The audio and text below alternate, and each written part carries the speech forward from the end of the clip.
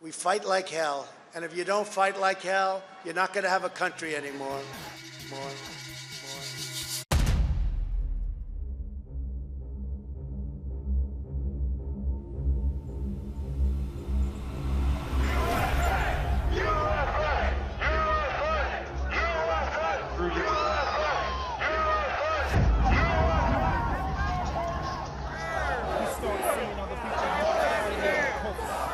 Trying to take out Trump, right?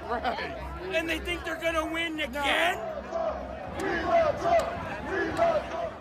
Madam Speaker, the Vice President, and the United States Senate.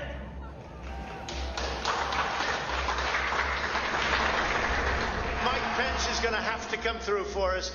And if he doesn't, that will be a sad day for our country. Got to storm the f***ing Capitol. We're going to break the doors down. They're already at the doorstep. Madam Speaker and members of Congress. They want you to think we're weak. They want you to think no one feels the way you do.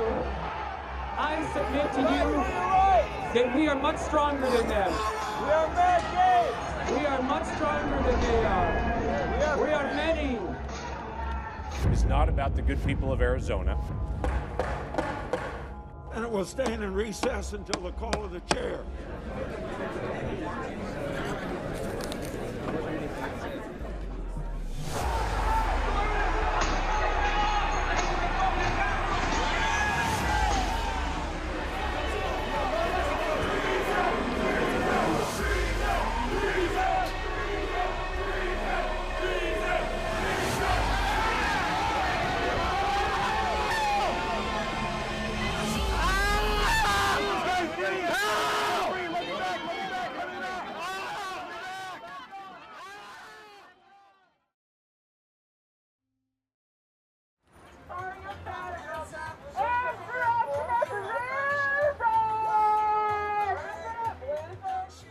Waking up today, it's like any other day, but it's not.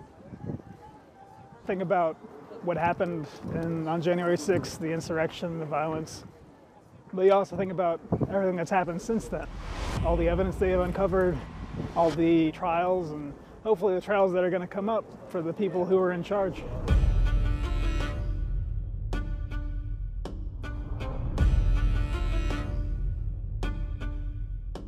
It's a very emotional day for me. I've waited for 2 years for this moment. There are people that are denying the horrors of January 6, 2021, and we can never let this happen again.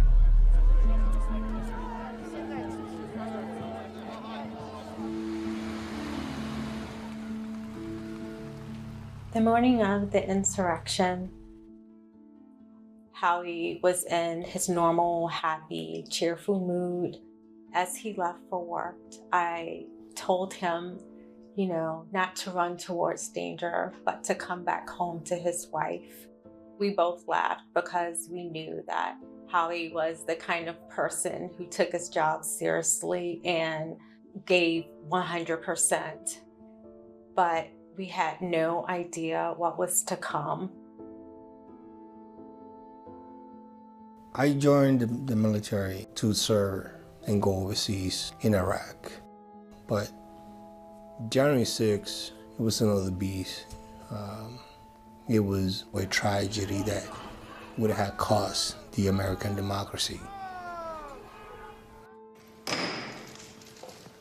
The Select Committee to investigate the January 6th attack on the United States Capitol will be in order. 200 years ago, in 1801, the House of Representatives did one of its jobs laid out in the Constitution. After a deadlock in the Electoral College, this body cast 36 ballots and ultimately settled the contest for President of the United States. What followed was the first peaceful transfer of power in our country's history. And while Joe Biden is the legitimately elected President of the United States, a peaceful transfer of power didn't happen. It was so much going on that day. It's funny, like, where do you start? And we won it by a landslide. This was not a close election. You know, I say sometimes jokingly, but there's no joke about it.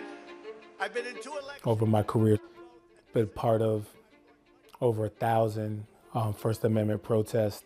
But going into that day, I just expected a protest. I expected a long day. I expected civil disobedience, but I didn't expect an insurrection and individuals attempting to physically overthrow the government with violence. Gathered together in the heart of our nation's capital for one very, very basic and simple reason: to save our democracy. Didn't expect that at all.